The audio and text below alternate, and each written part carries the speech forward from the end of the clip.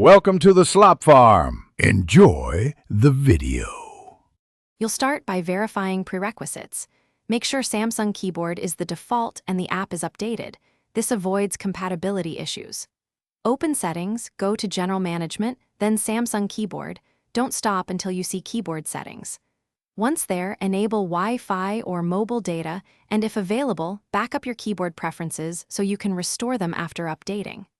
Now, tap Samsung Keyboard Settings, then Emoji and Stickers to begin the actual update flow. Next, navigate inside Emoji and Stickers to the Sticker Store or Emoji Suggestions. This is where Samsung delivers new emoji designs. Browse available packs, then tap Update or Download. Accept any permission prompts for storage or network access so the installer can add assets. While download proceeds, you can clear keyboard cache and apps Samsung Keyboard to avoid conflicts.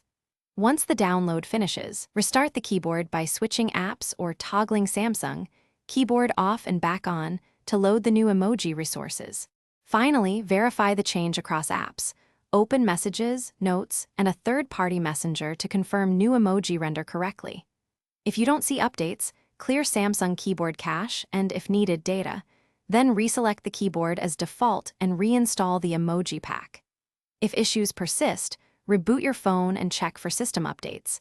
Sometimes a font or Android-level update is required for new emoji code points. Remember, one clean reboot often resolves resource loading. Thanks for watching. Consider subscribing if we helped you today.